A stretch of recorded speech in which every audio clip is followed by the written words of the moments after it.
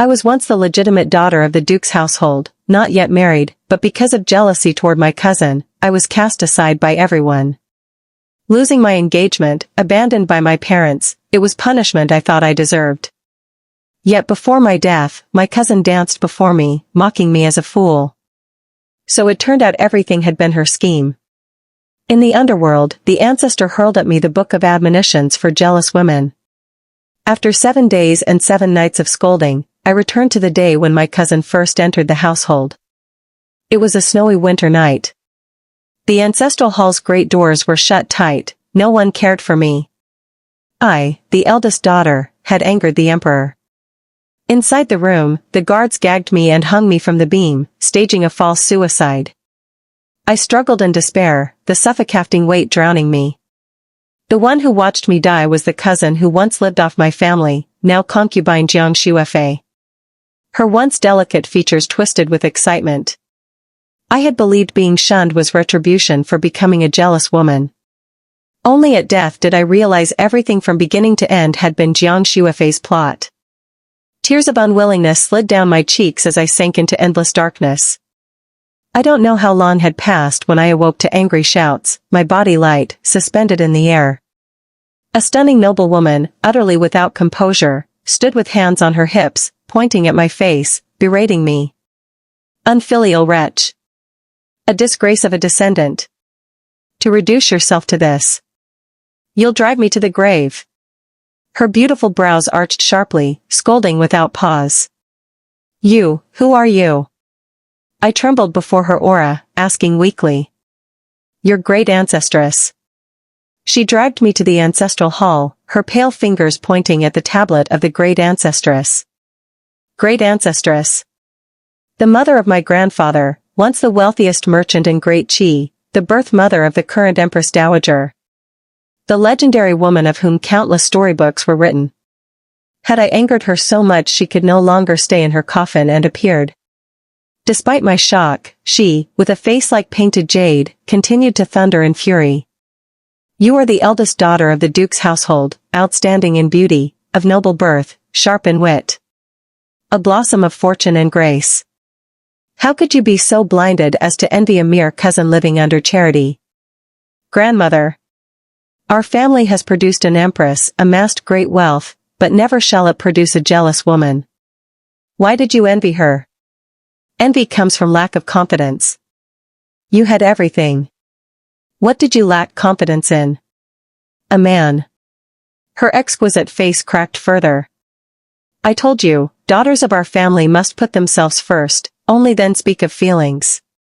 Yet you rebellious children have forgotten all my words. What are men worth? If she wants him, let her have him.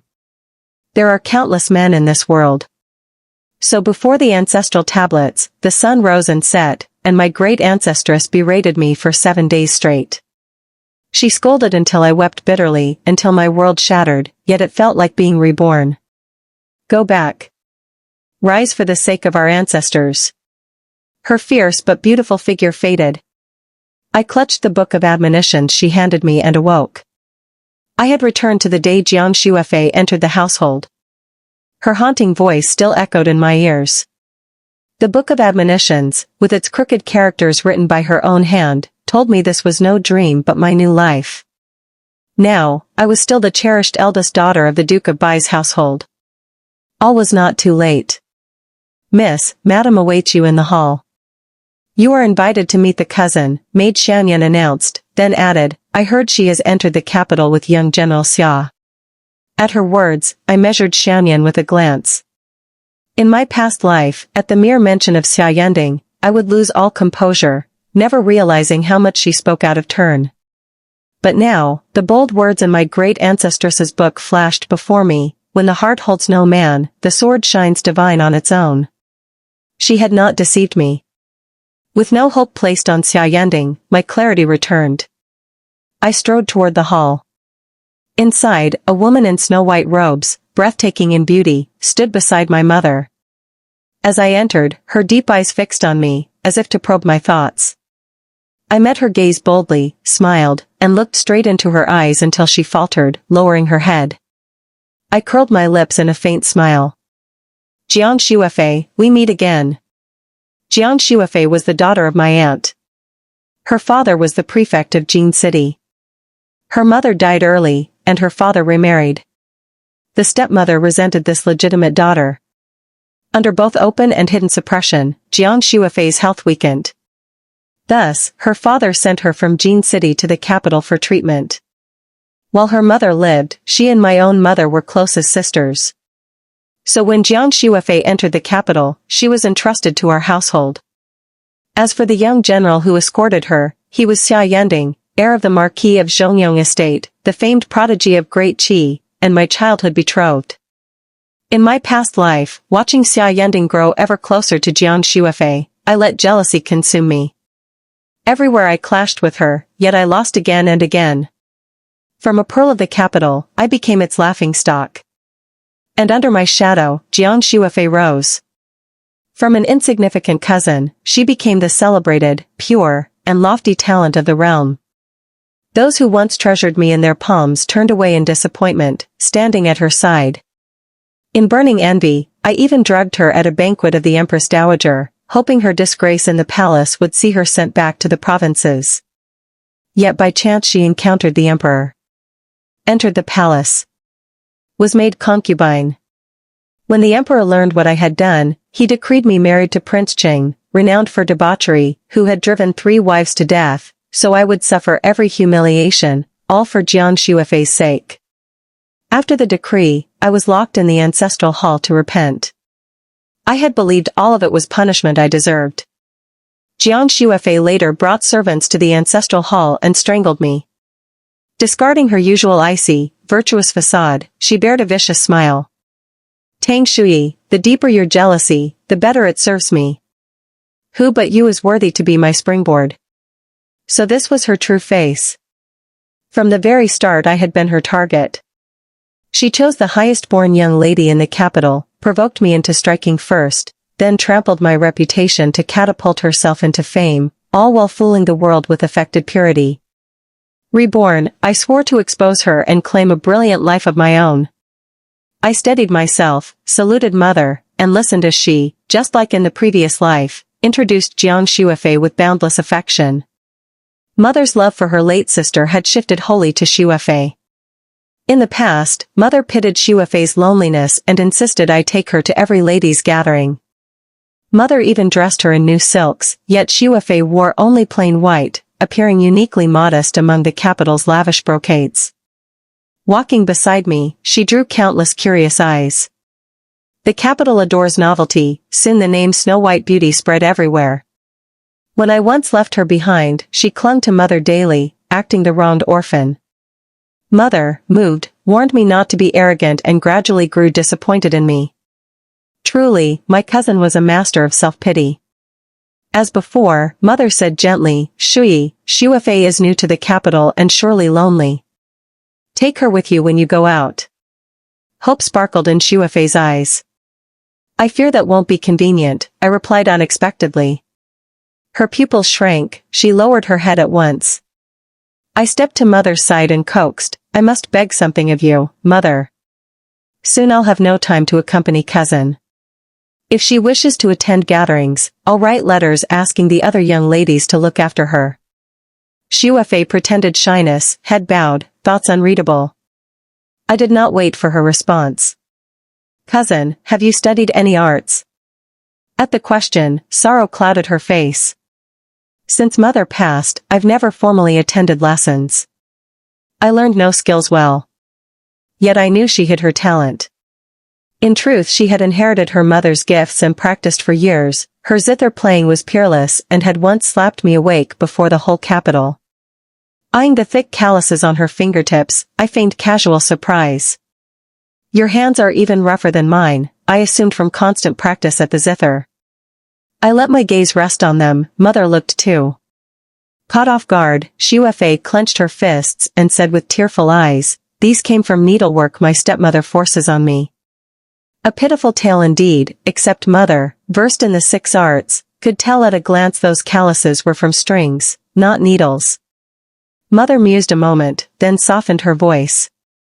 Shuefei, you must be tired from the journey. Go rest. Turning to me, she added, for the gatherings, do as she says, send a clever maid with her. Xuefei's eyes dimmed, she curtsied and left. Mother sighed. The child seems wary, a wall between us. Doubt had taken root, in time it would sprout. Relieved, I asked Mother to teach me estate management, the Duke's properties and accounts. Weren't you always afraid of being called mercenary? She teased. Caring about others' judgments now feels foolish, I said, nestling close. I want to pursue what I'm good at, like our great ancestress, a woman of wealth. My playful tone chased away the gloom Xuefei had left behind. For the next 2 months I studied household affairs daily, busy, yet happy. I also reviewed the servants' roster, paying special attention to the maid Xianyan, bought only a year ago and oddly secret of this life. With no escort from me, Jiang Xuefei at first lived quietly, almost invisible. A month passed before she grew restless. She sought Mother, reminiscing about childhood visits to our manor, hinting it was time she re-entered society. Though still uneasy from last time, Mother chose several modest invitations for her, avoiding houses of the highest rank so she would not feel out of place. I sent my trusted first maid Xianxue to accompany her. At the gathering, no one noticed the cousin, Xianxue reported. Oh. We delivered new gowns and jewelry, but she told Madame that external things were unnecessary and kept her plain white dress. I smirked. If she refuses to wear them, she can't blame me. And then. The first time, she sat ignored until the party ended. The second, she tried speaking to the daughter of the Assistant Minister of Revenue, but that young lady merely asked politely after you and moved on. Some lesser-born girls approached, yet cousin barely answered, as though disdainful. Xianxue dabbed sweat from her brow. Today, before the ceremony at the Vice Master of Ceremonies' residence, she claimed sudden dizziness and sent me to refuse. I laughed aloud. Jiang Xuefei's patience was thinner than I thought. In the past, her cool, serene beauty dazzled the brightest circles only because I escorted her to gatherings filled with dukes and princes' daughters, where her plain garb was novel among their extravagant silks. But now she attends only ordinary salons, full of officials' daughters trading favors. Pedigree matters most. As a provincial prefect's child dressed like a maid, she is deemed pitiably poor. Xuefei places great faith in her looks, unaware that the capital teems with modest beauties equally ambitious, each hungry for a single chance to shine. So in my last life, Jiang Xuefei chose me as her springboard, a clever ploy indeed. But this time I will not let her succeed. Now that she's hit an obstacle, her only bet is the chrysanthemum banquet, where all the capital's most powerful figures will gather. Lost in thought, Xianyan burst in, cheeks flushed. Miss, cousin has just arrived at Zhongyong Estate. She went to thank young General Xia for escorting her to the capital. Of course she had made her move. But I am no longer Tang Shi who swoons at the name Xia. If Jiang Xuefei wants to provoke me, I will play her game. I led Xianyan to the guest house where she's staying, and happened upon Jiang Xuefei and her servants returning from Marquis Zhongyong's. Seeing me approach with an unsettled expression, she shot me a sly look before masking it with feigned surprise. I asked, voice cold, cousin, where have you been? Embarrassment colored her cheeks. This trip to the capital was all thanks to young General Xia's protection. Ah, I brought some specialties from Jin City to show my gratitude. Xia Yending has always been an iceberg. His father died serving the state, and he spent his life training under the old marquis in the army. Aside from me, his childhood betrothed, he has never offered polite courtesy to any other woman. Last life, his unusual escort of Jiang Xuefei into the capital drove me mad with jealousy. This time, I see Jiang Xuefei understands how to push my buttons, and how to use Xia Yending to do it. No mere second-rank maid like Xianyan could foresee all that. There must be someone behind her. She bowed her head, face still flushed, waiting for my rage. Instead, I raised my hand and slapped her hard. She never expected that, and staggered back, cradling her swelling cheek. Her hand clenched beneath her robe, knowing she couldn't expose her true self, only swallow this defeat. Jiang Xuefei, I said, voice low, now that I manage household affairs for Mother, it's my duty to teach you proper decorum, lest you soil our family's reputation. That slap is so you'll remember what honor means. I paused to study the angry vein pulsing at her temple. Xia Yending is already promised to me. If you wish to see him, go through proper channels, send your elders to request a meeting, not sneak behind my back. If you lower yourself again, I won't hesitate to teach you another lesson. With that, I turned and walked away, feeling her glare burn my back. I glanced over my shoulder to see her frozen in hurt and fury, then tears welled uncontrollably down her cheeks as she covered her face, utterly flustered. Not a soul in her retinue dared speak for her. On the way back I told Xianyan, fetch my zither. Miss isn't practicing tonight. She asked, puzzled. In 3 days, the chrysanthemum banquet. Of course I'll rehearse. And bring me the score for Moonlit Chrysanthemum Nocturne. I knew that by evening, news of my practice would reach Jiang Shuifei, precisely the effect I wanted, now that I have an ally inside her household. Arriving home, Xian Shuai reported that Xia Yending had sent a messenger asking for me. Should we go find him? She asked. No. My eyes darkened. We'll meet him at the banquet. The Baidu's Chrysanthemum Banquet is famed across the capital. Originally hosted by the Empress Dowager before her marriage, it evolved into a matchmaking salon for the realm's elite, eligible marquises' sons and daughters escorted by their elders, plus lesser families invited to network. These days I help Mother manage the preparations, and she's invited me to co-host. Last life, I believed Jiang Shuifei lacked real talent, and I plotted to embarrass her during the performance. I chose the fiendishly difficult Moonlit Chrysanthemum Nocturne, winning thunderous applause, but then demanded Jiang Shuifei play, expecting her to fail. Instead, under everyone's watchful eyes, she delivered a sweeping, tragic martial piece that moved the entire audience. They bestowed on Snow White Beauty the title of Peerless Zither Virtuoso, and I became the laughingstock of every lady's circle for months. Worse, the piece she chose was the martial anthem composed for the Xia family troops on the northern frontier. Upon hearing it, Xia Yending rose from behind his screen, eyes locked on her in stunned admiration.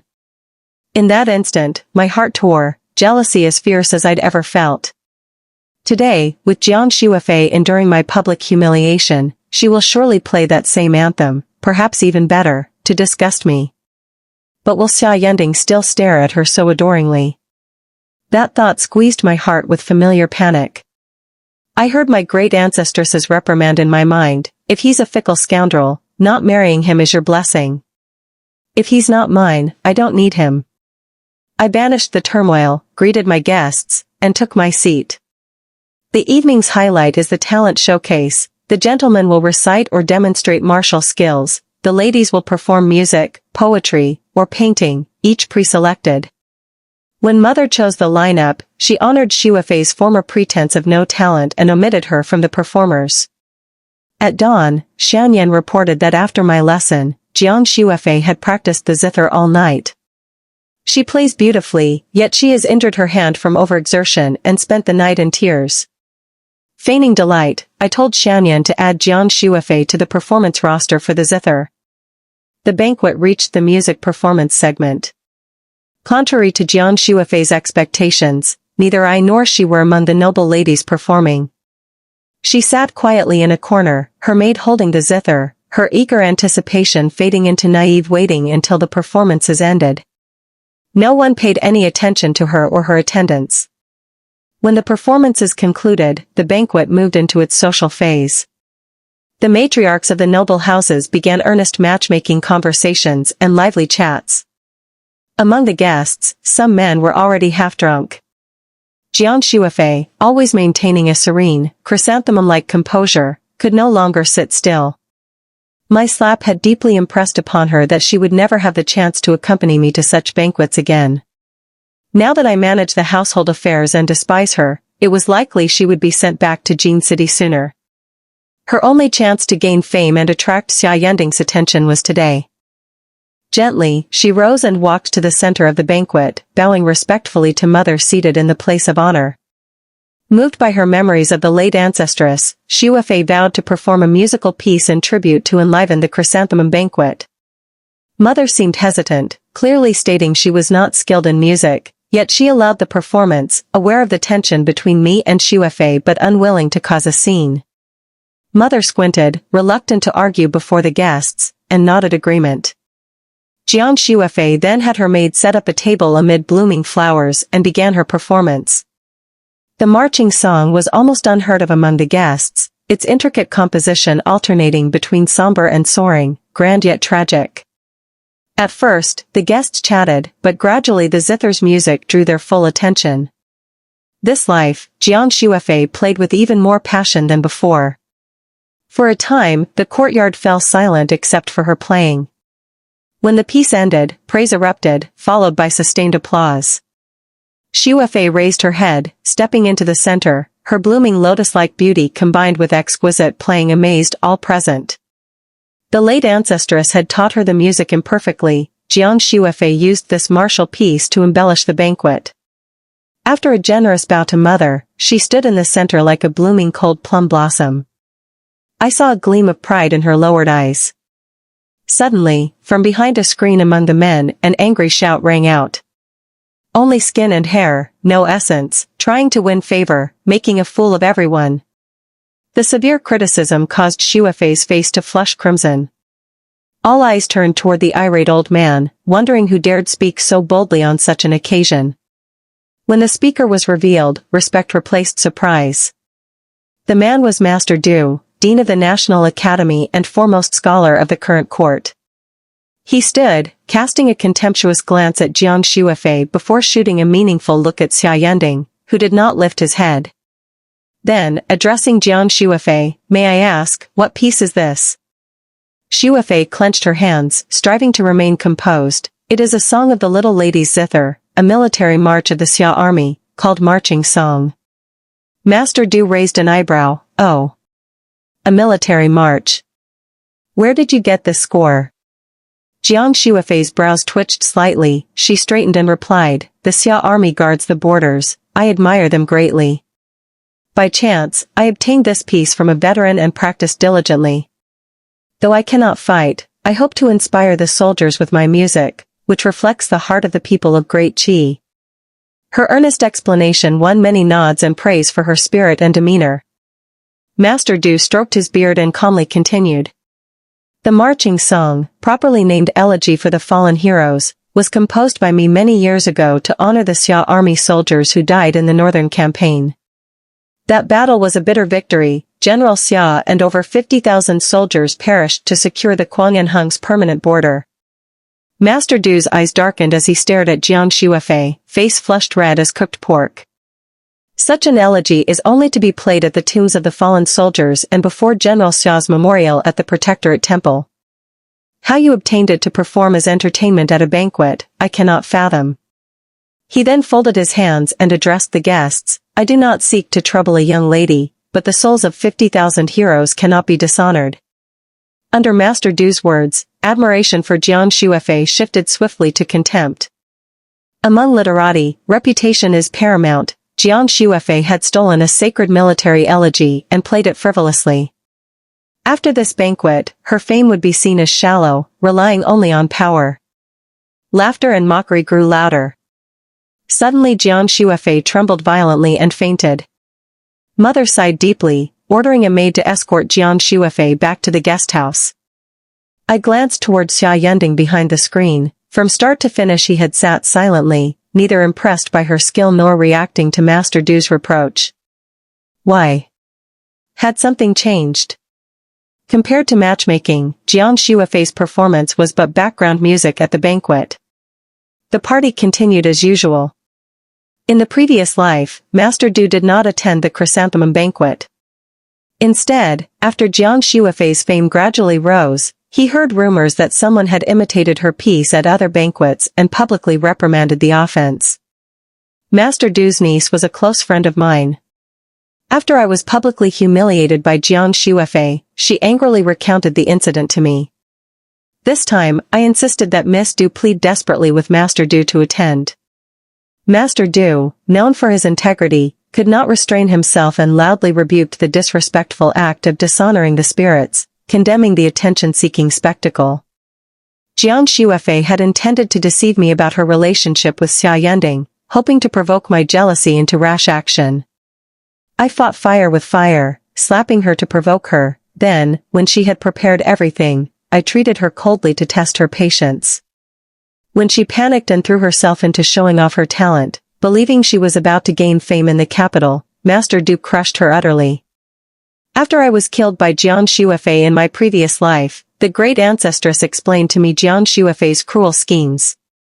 She drives you to madness, then silently watches you lose yourself. She criticizes your pettiness, she torments you with the feelings you cherish most, while playing the victim herself. Ultimately, you are the instigator, the jealous madwoman, yet she stands atop the moral high ground mocking you. After all this, she calls you a fool. This life, I will let Jiang Xuefei taste the blade cutting into herself. After the banquet, Mother and I visited Jiang Xuefei's residence. Behind the garden flowers, we saw two familiar figures, Xia Yending and Jiang Xuefei, secretly meeting. In my past life, it was after that banquet, when Jiang Xuefei amazed everyone, that I caught them sneaking around near the fake mountain. According to Master Du, Xia Yending surely knew the true origin of the marching song, so why did he seek Jiang Xuefei? Had the feelings forged on that trip really run so deep? A sharp pain flared within me. That familiar suffocating feeling from my past life returned. I almost turned to run, afraid that my 10-year bond with Xia Yending would end today. Yet a voice inside said, the truth is not terrifying, gain and loss are what kill. Tang Shui, a person has a mouth to speak. Indeed, with Mother here, why not ask openly? I took a deep breath, steadying Mother who was slightly angered, and walked toward the two. Facing me, Jiang Xuefei was the first to see us. She suddenly blushed, shyly taking something from Xia Yending's hand. Xia Yending turned sharply at my voice, seeing Mother's displeased expression and my slight panic. Pain simmered in my heart as I spoke first. Do you have nothing to say to me, young General Xia? Jiang Xuefei quickly apologized and confirmed their private meetings. It's all because I was rude today. Young General Xia only came to inquire a little. Ancestress and cousin, please do not misunderstand. Mother ignored her, staring sharply at Xia Yending. Xia Yending, accustomed to military discipline, was unfamiliar with women's sharp words. He looked puzzled, speechless for a moment. I continued, Xia Yending, you and I are betrothed, yet you have met with Miss Jiang privately many times. If there is nothing to explain, then I understand. This engagement may be broken off, but the whole story must be clear. Jiang Xuefei hastily admitted fault, it's all my fault. I relied entirely on young General Xia's care on the way to the capital, causing cousin's misunderstanding. Her eyes reddened as she said sorrowfully, I am useless. Cousin hit me, but I bear no grudge. Then choked up, but my relationship with young General Xia is pure. Please do not blame him. I only respect him like an elder brother. Her words laid all blame on me, as petty and unreasonable, even hitting her. I nearly laughed from anger. In the past, Mother would have scolded me for bullying her. Just as I was about to reply, Mother's calm voice reached me. The angrier she was, the steadier her tone. Xuefei, the matters between Xia Yending and Shui are the Duke's household affairs. You, cousin, need not interfere. Go rest in your chamber. This was a clear dismissal. Mother had lost all patience with Jiang Xuefei. Xia Yending, come with me to the hall to discuss your engagement with Shui. Mother did not look at Jiang Xuefei as she ordered Xia Yending. Jiang Xuefei suddenly swayed and collapsed onto her maid, who helped her up to leave. Xia Yending spoke again, Miss Jiang, please wait. Some matters are better clarified now. I inhaled deeply, bracing for whatever he would say. Xia Yending stepped before Jiang Xuefei and took back the item she had just received from him. That was a letter, which Xia Yending respectfully handed to Mother before speaking. Miss Jiang, I'm not here to inquire about you today, but to warn you to stop sending me letters or invitations. I also wish to ask where you obtained the elegy played before your father's memorial tablet. He paused, then continued, on the day I received the Emperor's order to quell the rebellion in Jin City and return to the capital, I encountered your convoy being ambushed. Only after you revealed your connection to the Duke's household did I allow you to follow my troops. During the journey, we did not speak. Therefore, if you wanted to visit the Duke's mansion to thank me, I would not have met you. We have no relationship, much less one of brotherhood. Yet now, at the banquet, you play the military elegy of my troops, and even use it to write a letter claiming thanks. I truly do not understand your intentions. I took the letter from Mother's hand and read it. It indeed contained words composed with that elegy. Anger and a wry smile crossed my face, words fit for a sad melody. This young lady truly had some talent. Xia Yending glanced at me before continuing. Miss Jiang, if you had no ties with Shui, I might have ignored you. But every word you speak carries hidden meaning. I must, despite everything, protect your reputation by clarifying some matters. By then, Jiang Shuifei's face had turned dark purple, her eyes gleamed with hateful resolve, no longer fragile.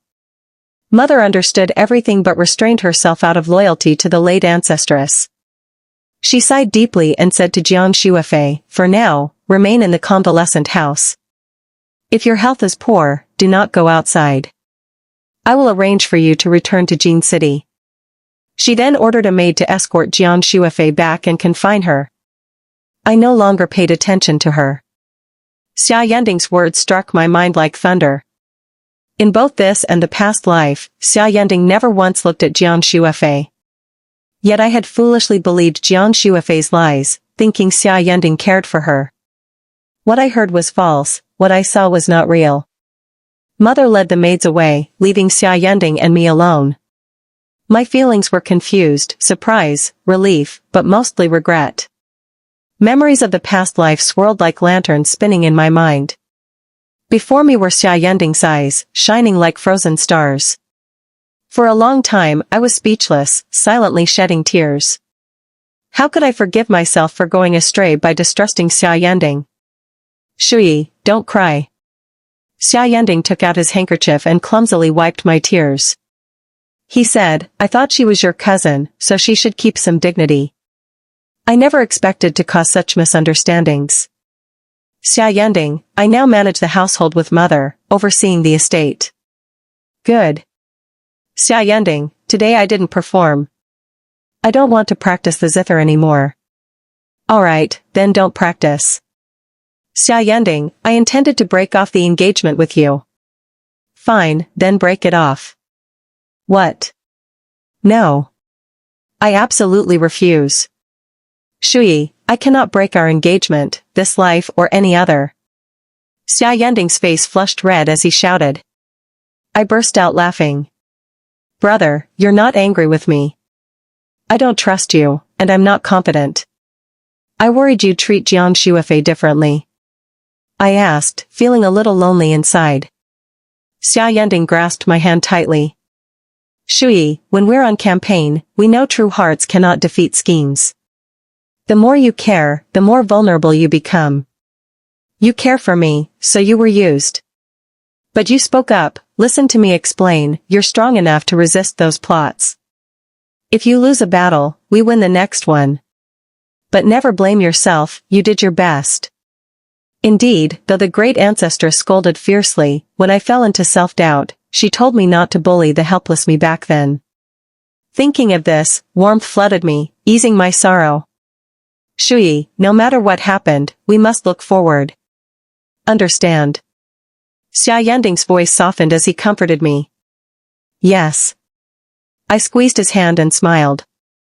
Before returning to the mansion, Xia Yending told me he found the meeting with Jiang Shuifei strange. 2 months ago, he was ordered by the emperor to quell a rebellion. Afterward, he led a cavalry squad back to the capital. When Jiang Shuifei encountered his troops outside the city, she was being attacked by bandits, who suspiciously resembled escaped rebels. If bandits and rebels colluded, Jin City would be in chaos.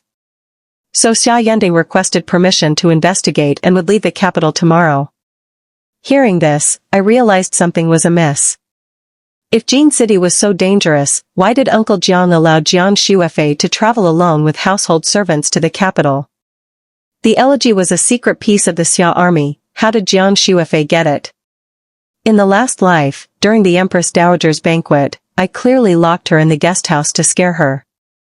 She escaped to the Imperial Garden and met the Emperor by chance. If Jiang Shuifei had powerful backers whose reach extended from the Duke's mansion into the palace, it would explain everything. But who possessed such power, and to what end? I told Xia Yending all the suspicious points about Jiang Shuifei this life, asking him to investigate her case and also to look into the Jiang family in Jin City. After parting with Xia Yending, I went to find Mother. Things had reached this point. Xianyan, the maid, had to be interrogated.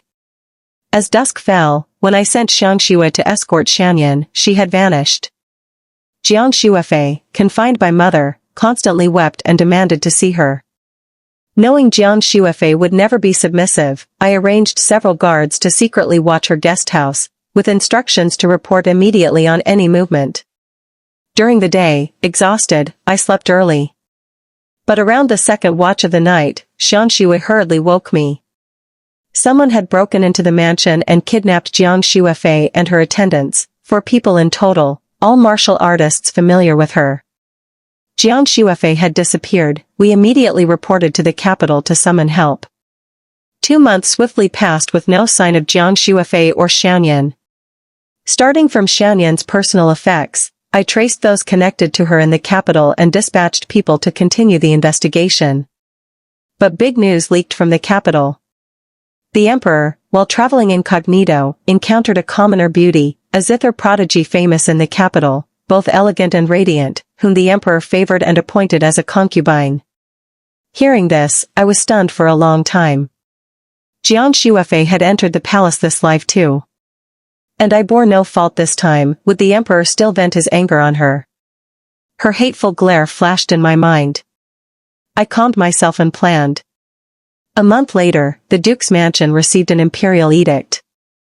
After investigation, the emperor discovered that the concubine, during her stay at the Duke's mansion, had been mistreated and oppressed by me. Driven to desperation, she escaped with the help of her maid. The key witness was Xianyan, my trusted maid. After escaping, the concubine fatefully met the emperor, creating a romantic tale. Because of my kinship to the concubine, the emperor spared me harsh punishment but condemned my envy as unworthy of the future mistress of Marquis Zhongyong's household. I was punished by having my engagement to Marquis Zhongyong broken and forced into marriage with a licentious and perverse prince as a secondary wife. The same old formula. Mother fainted upon receiving the order. Father punished me to kneel in repentance in the ancestral hall. As in the past life, the ancestral hall remained unattended on a winter night. I knelt on the floor, repenting, knowing Jiang Shuifei would come to end me. Suicide by imperial order, such a golden opportunity she would not miss. This time envy and resentment blinded her reason. The current empress was notoriously jealous and had repeatedly tormented the commoner concubine behind the emperor's back. Her support of Jiang Shuifei in the palace was born from hatred of me. Sure enough, the ancestral hall door creaked open. Like before, Jiang Shuifei entered with 2 guards and a servant of the Duke's mansion. She wore ordinary clothes, not palace attire. Clearly she left the palace on her own. The insider who let her in was the old steward beside my grandfather, proving how smoothly Jiang Shuifei had worked before. I glared at her, shock plain on my face. Jiang Shuifei, pleased with my reaction, ordered the guards to bind me and gag me. Then she spoke calmly. Tang Shui, you've lost. I shot her a fierce look and groaned low. Jiang Shuifei seemed gleeful. Tang Shui, when we were young and played together, I always wondered why I was beneath you. After mother died, my stepmother wanted to marry me off to a widower. I had to work so hard to fight for my future. And you? You did nothing but had a good match all along. Her eyes reddened but burned with madness. By what right? I'm stronger than you in every way and deserve those blessings. But from today, the Duke's mansion will have no more eldest daughters. From now on, you are its shame. Jiang Shuifei laughed heartily and commanded the guards to hang me from the beam. The noose that strangled me in the past wrapped around my neck again, chilling fear and familiarity rushing in. I struggled, shaking off helplessness. this life was different. Suddenly, a group of armored men burst into the ancestral hall, swiftly knocking out 3 guards and binding Jiang Shuefei. Xia Yending stepped forward, his handsome face cold and fierce in the night. He quickly freed me, gently helped me up, and ordered the guards, invite the duke, the heir, and the mistress inside. Everyone entered the ancestral hall. Mother, flushed with anger, slapped Jiang Shuefei hard, and shouted, "Ungrateful wretch! You're unworthy to be my daughter's kin." Jiang Shuefei held her face, disbelief written all over. I steadied Mother and smiled at Jiang Shuefei. "Jiang Shuefei, if you have just cause to collude with rebel remnants or poison the emperor, confess now and face prison." Rebel remnants. Poisoning. Jiang Shuefei, confused, glared at me. "Tang Shui, I am a beauty personally bestowed by the emperor. Don't try to deceive me." Another slap from angry Mother. "What business is it of yours? You're not my daughter to lecture." Jiang Shuefei went wild, struggling madly. Xia Yending's men subdued her and, along with several rebels, took her to the authorities. Months ago, after investigating Xianyan's belongings, I arranged constant surveillance on her movements. We discovered that before fleeing, Xianyan secretly contacted Jiang Shuefei's maid and often visited a certain shop. I reported this to Xia Yending. Using the shop as a lead, he uncovered a rebel hideout in the capital. Further investigation revealed the Jiang family had long supported the rebels, seeking credit for saving the emperor. After the rebel defeat, Xia Yending went to Jin Prefecture to suppress unrest. Uncle Jiang plotted to use the beauty scheme, Jiang Shuefei, to infiltrate Xia Yending's side. After failing to win over Xia Yending, the rebels turned their schemes toward the emperor. The rebel spies inside the palace monitored the perfect moment when the emperor traveled incognito, orchestrating a chance meeting with Jiang Shuefei. They administered a love potion to render both unable to resist each other. Though the emperor was already over 50 and somewhat weakened in vitality, whenever he approached Jiang Shuefei, he was reinvigorated mightily, thus, he favored her deeply. All this Uncle Jiang never disclosed to Jiang Shuefei, she was merely a pawn in the rebels' grand scheme. Learning this, I revealed the entire plot to the family elders. My grandfather immediately reported to the Empress Dowager. The Empress Dowager secretly investigated and discovered that the love potion in the palace was also a chronic poison. While it rejuvenated the emperor, it steadily drained his life. Had it gone unnoticed, the emperor would have been bedridden within a year. With irrefutable evidence reported to the throne, the emperor, enraged, secretly ordered Xia Yending to seize the Jiang estate and arrest all rebel remnants in the capital. To flush out traitors hiding within the palace, we set a trap, waiting for Jiang Shuefei to walk right into it. Now merely a favored beauty without power to leave the palace, Jiang Shuefei had no assassins at her disposal and relied solely on rebel supporters inside the palace. The traitorous insider, a eunuch who had served the emperor for years, was arrested along with Jiang Shuefei's attendants upon her departure from the palace. After the rebel tribunal confirmed the charges, the Jiang family and their collaborators had their estates confiscated and heads severed. Jiang Shuefei, confined in the palace, was given white silk to commit suicide. The empress, long displeased with the favor shown to Jiang Shuefei, petitioned the emperor to impose corporal punishment instead, striking her to death in agony. Before Jiang Shuefei's punishment, I visited her in the prison. She raved madly, failing to recognize me, her body mangled by torture, and confronted me. "What is this Dayan and Phoenix nonsense? Father said you were to keep me underfoot, the Duke's eldest daughter deserves to be trampled by me. Why have you changed?" I originally wished to say no more, she could no longer comprehend. Yet seeing her madness, I spoke. "Jiang Shuefei, if envy had not clouded your eyes, you might have seen the strange things here. You tried to use my jealousy to play your game, but you are the one trapped. If there is a next life, may everyone live superior to this one." Jiang Shuefei muttered incoherently, still accusing her father. I turned and returned to the mansion. The past was over. I took out the jealous woman's book from the great ancestress. Her handwriting was truly ugly, but full of wild freedom. On the last page, she wrote, "The sky is vast and the earth wide, able to contain every kind of flower." My marriage to Xia Yending would be 3 years later. Because I was passionate about managing the estate, focused on enriching it, I had no intention of marrying off. Later, Xia Yending could no longer bear it and brought me before mother, promising that after marriage I could continue my work freely, never confined to the inner chambers. He solemnly vowed, as a member of the Tang family, a lifetime pair, never letting me taste rivalry or jealousy. Under family urging, I married, parading through the capital from the Duke's mansion to Marquis Zhongyong's estate separated only by a wall. Living comfortably with love beside me and family close. I initially helped mother manage a few silk shops that barely turned a profit.